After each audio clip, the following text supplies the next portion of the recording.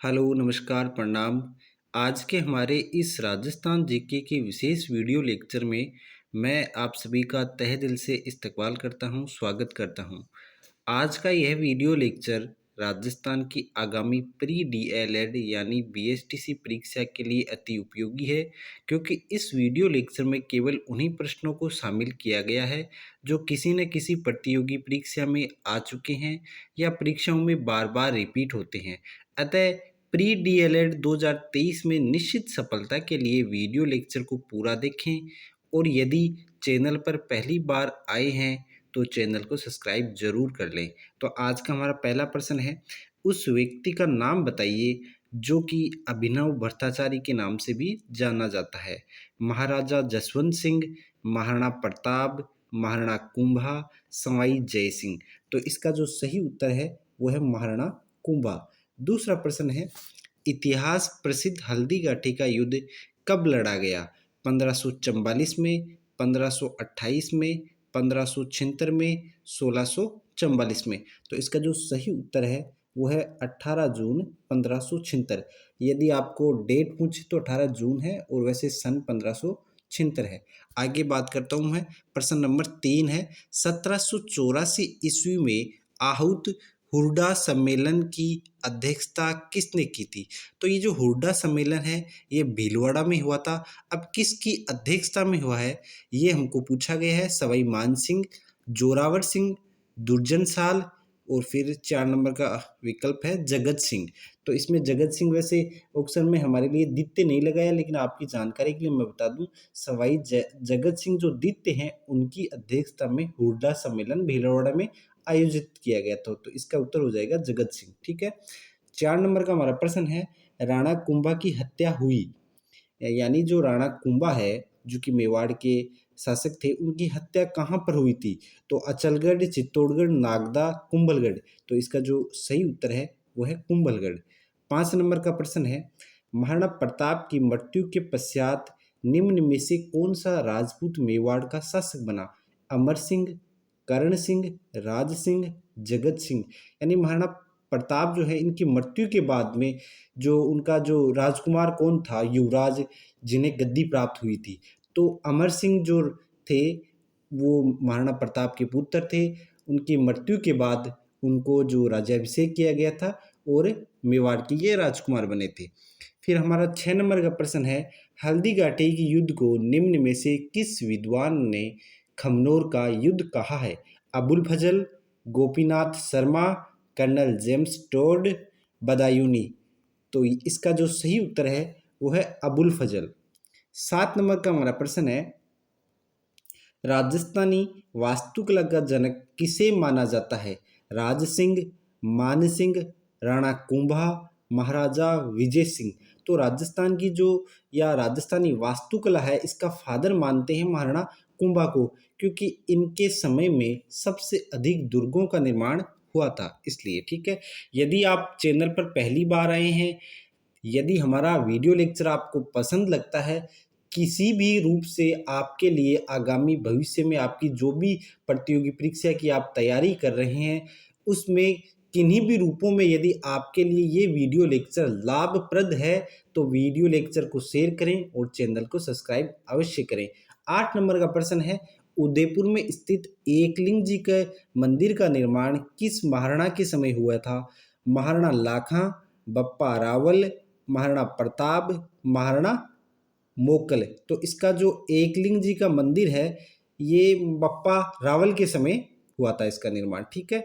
9 number का हमारा प्रश्न है, उदयपुर में एकलिंग जी का मंदिर महाराणा लाखा, शायद मेरे को जैसे ये 1 मिनट में मैं दिमाग में रिकॉल नहीं कर पा रहा हूँ। ठीक है। लेकिन इसमें आपको कमेंट सेक्शन में बताना है कि इसमें महाराणा रावल है, सॉरी महाराणा लाखा है या बप्पा रावल है। आई थिंक मेरे को अभी ऐसा लग रहा है कि बप्पा रावल हो सकते हैं इसमें। ठीक है। आप बताइएगा इसमें महाराणा लाखा है या रावल है। ठीक है। कमेंट सेक्शन कीजिए, अभी मैं ठीक से इसको रिकॉल नहीं कर पा रहा हूँ। ठीक है। 9 नंबर का प्रश्न है, किस मुगल शासक ने चित्तौड़ विजय के उपरांत मेवाड़ में सिक्का एलची जारी किया था? ठीक है। मतलब चित्तौड़ में विजय या मतलब क्या बोलते हैं, अभियान भी बोलते हैं पहले, या विजय कह सकते हैं। तो उसके बाद में एक सिक्का चलाया था, तो उस सिक्के का हमसे इस प्रश्न में नाम पूछा गया है। तो सॉरी, नाम नहीं पूछा गया, इसमें ये पूछा है कि जो एलची सिक्का है, यानी सिक्के का नाम तो हमको दिया है, लेकिन ये पूछा है कि ये सिक्का जारी किसने किया था। ठीक है, तो ये भी मैं आपको बता दूं कि इसमें अभी प्रश्न ऐसा भी आ सकता है कि जिसने जारी किया था उसका नाम आ सकता है। जैसे अकबर ने एलची जो सिक्का ये जारी किया था, अब ये पूछ सकते हैं कि कौन सा सिक्का किसने जारी किया था। ठीक है, क्योंकि जैसे झाड़शाही जयपुर में है, तमसाशाही धौलपुर में है, गजशाही बीकानेर में है। इस प्रकार के जो सिक्के हैं, या तो हमसे रियासतों से संबंध सुमेलित करने के संदर्भ में प्रश्न आ सकता है, या ऐसा पूछ सकते हैं कि ये किसने जारी किया था। ठीक है, तो जो अभी प्रश्न हमारे सामने 9 नंबर का है, वो है कि एलची सिक्का जारी किसने किया था।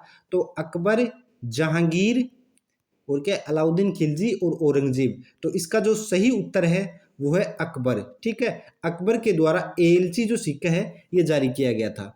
आगे 10 नंबर का प्रश्न है, निम्न युद्धों को ध्यान में रख के उनके सही कालानुक्रम को बताइए। ठीक है, प्रश्न इस प्रकार का है, आपको मैं बता दूं कि मतलब इसमें कौन से सन में कौन सा युद्ध हुआ था, उनके अनुसार हमको इनको क्रम में व्यवस्थित करना है। यानी कौन से समय पहले कौन सा हुआ था, उसके बाद में कौन सा, और अंतिम समय में कौन सा हुए थे। तो मैं तीनों को आपको घटनाक्रम बताता हूँ, डेट बताता हूँ, उसके बाद में हम देखते हैं। हल्दी घाटी का युद्ध है, खानवा का युद्ध और तराइन का दूसरा युद्ध। फिर आपको बता देता हूँ, यहाँ पे तराइन का दूसरा युद्ध है, न कि प्रथम युद्ध।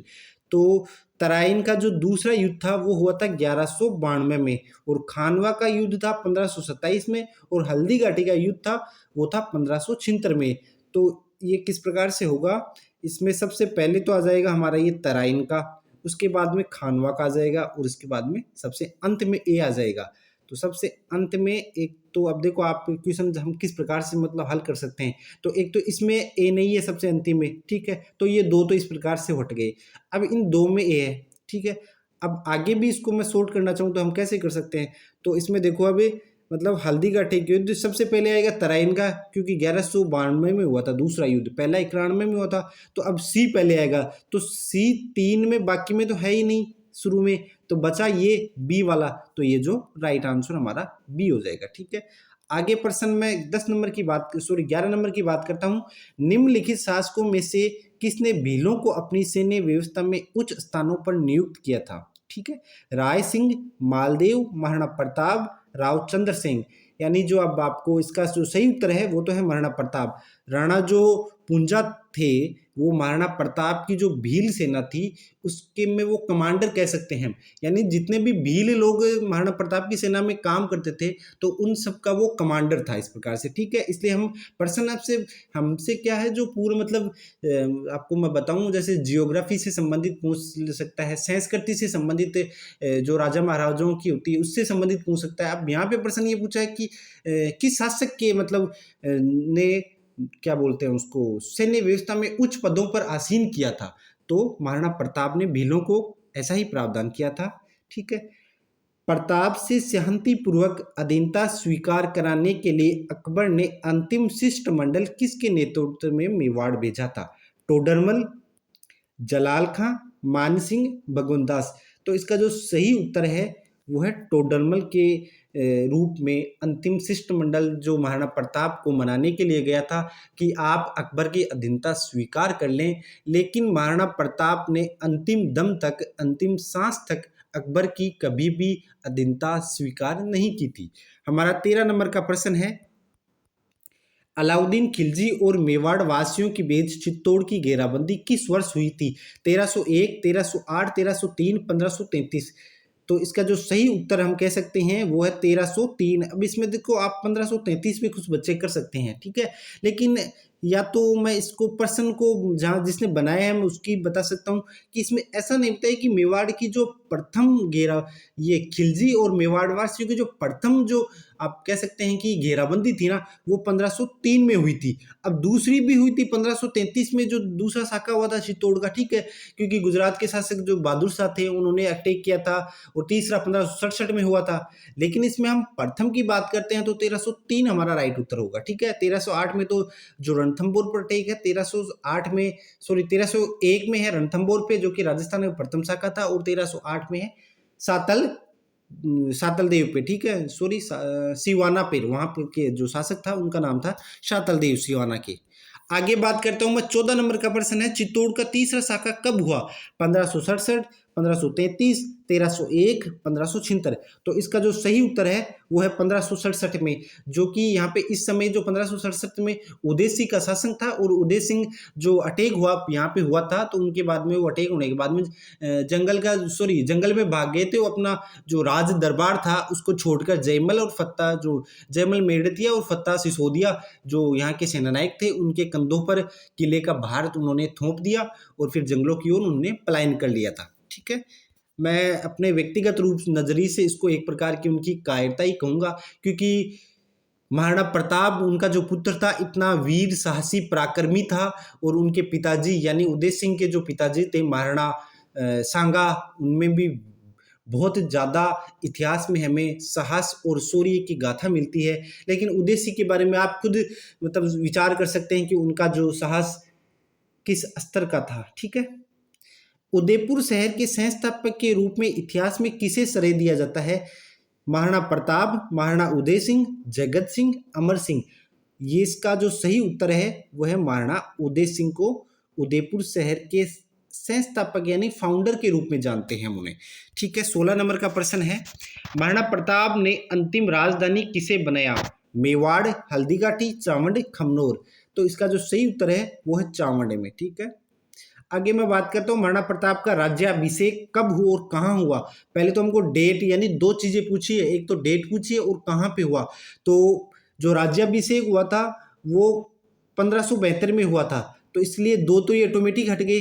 अब बेहतर एक तो इसमें भी है और इसमें भी है, तो इसका जो सही उत्तर है गोगुंदा में था। ठीक है, गोगुंदा में 1572 में हुआ था, डी वाला हमारा सही है। ठीक है, हमारा आगे का जो है 18 नंबर प्रश्न है, अकबर के चित्तौड़ पर आक्रमण यानी अकबर ने चित्तौड़ पर 1567-68 के समय जो अटैक किया था, उस समय वहां का शासक कौन था? रावल रतन सिंह था, रानी कर्मावती, उदय सिंह या राव मालदेव। तो इसका जो सही उत्तर है वो है उदय सिंह। ठीक है, रानी कर्मावती 1533 में थी और रावल रतन सिंह जो थे वो 1303 ईस्वी में थे। ठीक है, आगे मैं बात करता हूँ 19 नंबर का हमारा प्रश्न है, कर्नल जेम्स टोड ने किस युद्ध को मेवाड़ का मैराथन कहा है? हल्दीघाटी का युद्ध, दिवेर का युद्ध, खानवा का युद्ध, जेतरण का युद्ध। पहले तो मैं आपको देखो, मेरा प्रयास रहता है कि मैं एक प्रश्न जब लेके आता हूँ और चार उसके मैं विकल्प लेके आता हूँ, तो प्रयास ये रहता है कि आप यदि हमें समय दे रहे हैं, हमारे साथ समय स्पेंड कर रहे हैं, तो प्रयास ये रहेगा कि हम जितना अधिक आपके लिए दे सकते हैं देने का प्रयास करेंगे। जैसे मैं अभी इसमें और कौन सी चीज़ें जो आपको बता दूं, तो हल्दीघाटी जो युद्ध है इसकी डेट्स मैं बता देता हूँ। 1576 में, दिवेर का युद्ध जो युद्ध है 1582 में हुआ था, खानवा का जो युद्ध है 1527 में, जेतरण का युद्ध या जिसे गिरी सुमेल का युद्ध भी कहते हैं 1544 में, 5 जनवरी 1544 में होते।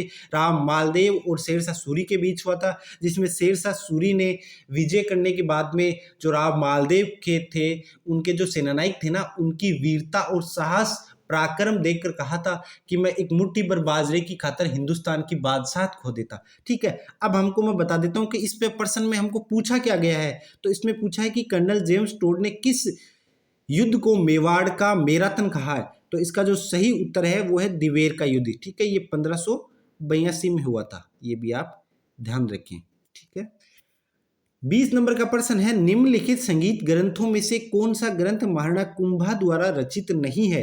संगीतराज, संगीत मीमांसा, सुधा प्रबंध, कलानिधि। तो इसका जो सही उत्तर है वो है कलानिधि, ये महाराणा कुंभा के द्वारा रचित नहीं है। ठीक है, आगे बात करते हैं 21 नंबर का प्रश्न है, अकबर द्वारा प्रताप के पास भेजा गया प्रथम राजदूत कौन था? यानी वही बात है कि अकबर जो है महाराणा प्रताप को अधीनता स्वीकार करने के लिए 4 दूत भेजता है। तो सबसे पहले इसमें जो है जलाल खां भेजता है, फिर मान सिंह भेजते हैं, फिर भगवंत दास को, और अंत में टोडरमल को शिष्टमंडल के रूप में जो है जाते हैं, उनको महाराणा प्रताप को मनाते हैं। लेकिन नतीजा ये रहता है कि महाराणा प्रताप अंतिम समय तक, अंतिम साहस तक अकबर की अधीनता स्वीकार नहीं करते हैं। ठीक है, हमारा 22 नंबर का प्रश्न है, किसने 1303 ईस्वी में चित्तौड़ पर आक्रमण किया, जिसके कारण पद्मिनी को जौहर कर अपने सतीत्व की रक्षा करनी पड़ी। 1303 की बात हो रही है और चित्तौड़ हमले की बात हो रही है। रावल रतन सिंह वहाँ के शासक थे और उनकी जो रानी थी वो पद्मिनी थी। उनको पाने के लिए अलाउद्दीन खिलजी ने जो अटैक किया था वो पूछा है। तो अकबर ने, खिलजी ने, औरंगजेब ने या बहादुर शाह जफर ने, तो जाहिर सी बात है इनका जो अटैक था वो अलाउद्दीन खिलजी के द्वारा किया गया था। हमारा नेक्स्ट जो 23 नंबर का प्रश्न है वो है, राजस्थान का कौन सा शासक मुगलों के सामने नहीं झुका। अब इसमें मतलब ऐसे भी प्रश्न तो इस प्रकार से भी बनाया जा सकता है कि रियासतों से संबंधित हम पूछ लें कि किस रियासत का शासक मुगलों के अधीन या अकबर की अधीनता स्वीकार नहीं की थी। जिस प्रकार से राव मालदेव जो है उन्होंने महाराणा प्रताप की भांति मारवाड़ में कभी अकबर की अधीनता स्वीकार नहीं की, जबकि वो अलग बात है कि उनके ही भ्राताश्री मोटा राजा उदय सिंह जो है उन्होंने अधीनता स्वीकार कर ली थी, लेकिन जो चंद्रसेन थे ना उन्होंने अधीनता स्वीकार नहीं की थी। तो इसका जो सही उत्तर है वो होगा महाराणा प्रताप। इन्होंने कभी भी मुगलों की अधीनता स्वीकार नहीं की थी। 1 मिनट, माफी चाहता हूं, ठीक है, 1 मिनट।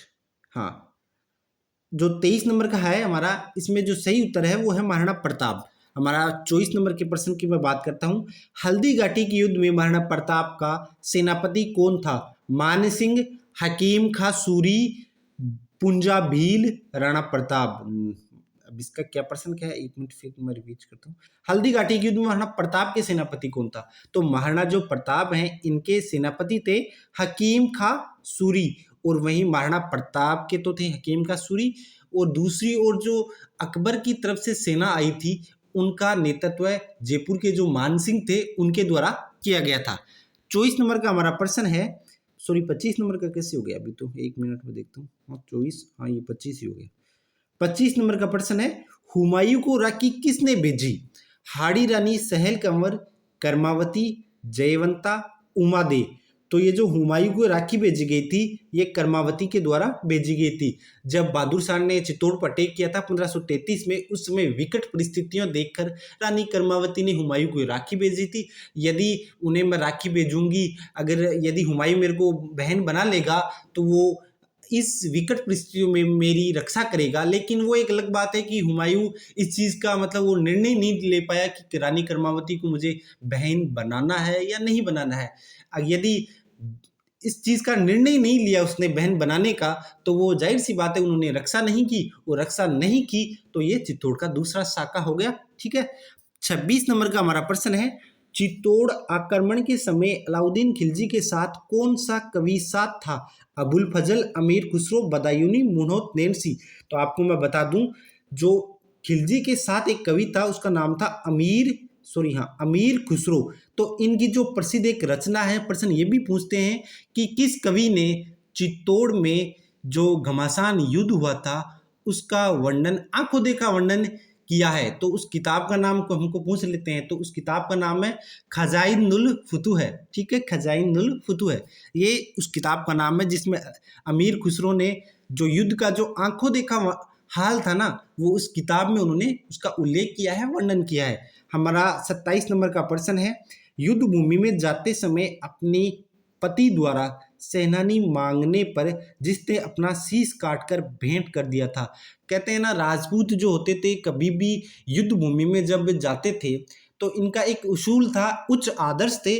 कभी भी उन्होंने जब भी युद्ध भूमि में ये गए हैं तो इन्होंने पीठ दिखा के ये लौटे नहीं है। ठीक है, इन्होंने सामने से ही मतलब कभी पैरों के एक बार आगे बढ़ने के बाद में कभी पीछे नहीं लिए। तो यही परिणाम है कि आपको मैं बताता हूँ कि रावल चुंडावत नाम के एक व्यक्ति थे और उनकी जो पत्नी का नाम था, उनकी मतलब नई शादी हुई थी, उनकी रानी का नाम था सहल कंवर या हाड़ी रानी में जिसे बोलते हैं। अजमेर में इनकी बटालियन भी, अभी राजस्थान पुलिस में बटालियन भी बनी हुई थी। तो इनका जो सीन ऐसा था कि इनकी नई शादी हुई थी चुंडावत जी की, रतल सिंह चुंडावत जी थे और इनकी रानी बनी थी सहल कंवर। अब कुछ 1-2 दिन बाद में ही ने जो चुंडावत थे उनको हरावल सेना का मतलब होता है कि जो सेना में मतलब जो फौज होती थी ना, फौज की टुकड़ी, और तो उसमें सबसे आगे जो टुकड़ी जाती थी उसे हम हरावल के नाम से पहले बोलते थे। तो उस हरावल सेना का नेतृत्व जो था वो चुंडावत जो लोग होते थे उनको ये अधिकार मिला हुआ था।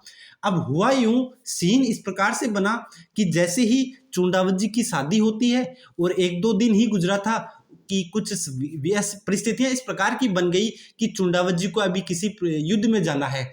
अब चुंडावत जी युद्ध में जा नहीं पा रहे हैं क्योंकि नई नई शादी हुई है और 5-10 दिन या 15-20 दिन वो मतलब क्या बोलते हैं उस माहौल में ही रहना चाहते हैं, उस माहौल से बाहर नहीं जाना चाहते हैं।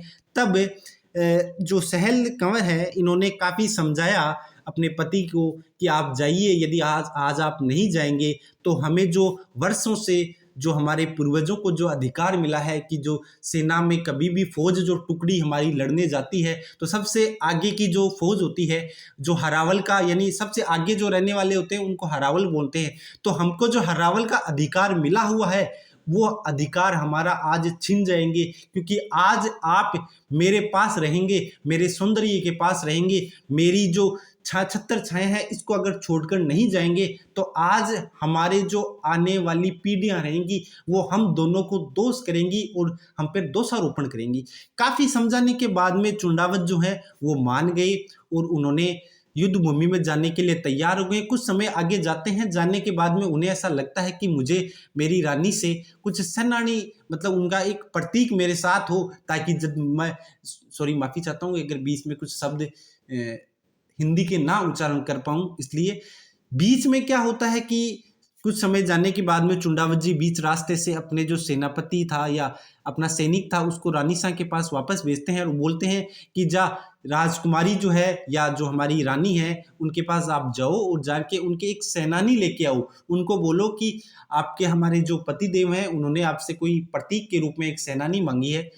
तब जो सैनिक था वो रानी के पास जाता है और रानी के पास जाके बता देता है जिस जिस प्रकार का घटनाक्रम होता है कि जो हमारे सेनापति हैं उन्होंने आपको एक प्रतीक मांगा है।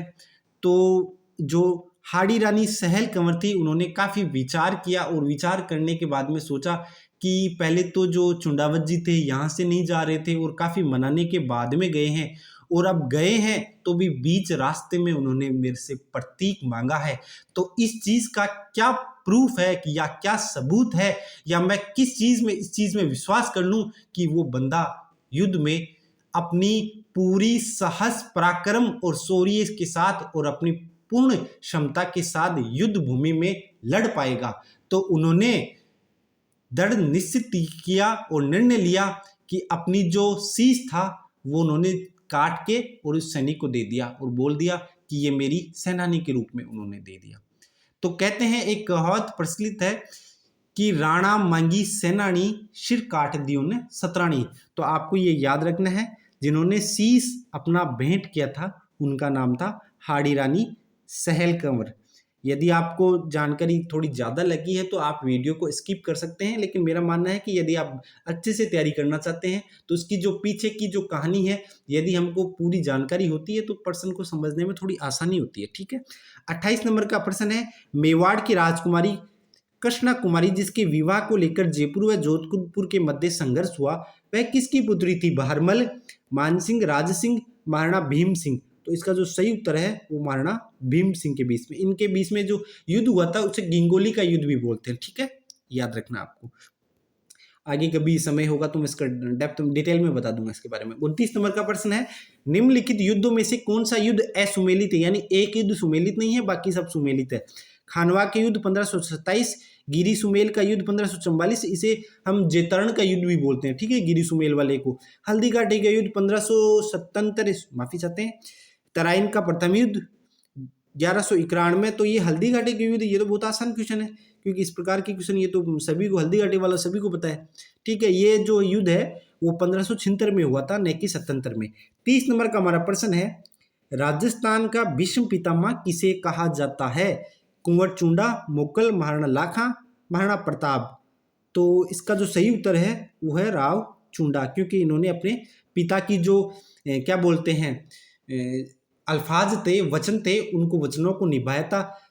ठीक है, स्वयं उन्होंने कभी शादी नहीं की थी। कहते हैं कि कुंवर चुंडा के लिए सगाई आई थी और उस सगाई को मतलब वो उनके पिता के साथ हो गई थी, इसलिए उस मतलब वचन पिता के वचनों को निभाने के लिए उन्होंने कभी भी आजीवन कुंवारा रहे थे, इसलिए इसे राजस्थान का भीष्म पितामह भी कहते हैं। ठीक है, कभी ये समय रहेगा तो डेप्थ में मैं आपको बताऊंगा। यदि आप चैनल पर पहली बार आए हैं तो चैनल को सब्सक्राइब अवश्य कर लें, ये अब मैं आपको बार बार रिपीट कर रहा हूँ। ठीक है, इससे होता ये है कि जब भी हमारे जो नेक्स्ट नोटिफिकेशन होता है जो कि आपके लिए उपयोगी हो सकता है, उसकी आपको सूचना मिल जाती है। ठीक है, कुछ इंपॉर्टेंट युद्ध है उनके बारे में बता देता हूं मैं। बयाना का एक तो युद्ध है 1527 में होता है महाराणा सांगा और बाबर के बीच में। इसमें राणा सांगा की जीत हो जाती है। जैसे ही जीत होती है राणा सांगा की, तो राणा सांगा एक दूसरा युद्ध लड़ता है। ठीक है, क्योंकि जाहिर सी बात है पहले युद्ध में आपकी जीत हुई तो आप दूसरे में लड़ेंगे। बाबर के साथ इन्होंने लड़ा, तो पहला बाबर ने को हरा दिया था, दूसरा खानवा में लड़ा, 1527 में ये लड़ा गया। यह युद्ध महाराणा सांगा और बाबर के बीच हुआ। इसमें राणा सांगा की हार और बाबर की जीत हुई। बाबर ने इस युद्ध में विजय के उपरांत या विजय के बाद भारत में मुगल साम्राज्य की स्थापना कर दी। और बाबर ने इस युद्ध में तुलुगमा पद्धति का मतलब होता है कि आप पीछे से छुपकर वार करते हैं, उसे तुलुगमा पद्धति कहते हैं। तो पहले मैं आपको बता दूं कि इस यानी कौन से युद्ध में, खानवा के युद्ध जो 1527 में होता ना, इसमें राणा सांगा के हारने के बाद में बाबर ने भारत में मुगल साम्राज्य की स्थापना कर दी। आपने हमें इतना समय दिया, उस चीज़ के लिए धन्यवाद। वीडियो को पूरा देखें, उस चीज़ के लिए भी धन्यवाद। यदि चैनल पर पहली बार आए हैं तो चैनल को सब्सक्राइब अवश्य कर लें। जय हिंद, धन्यवाद, थैंक्स।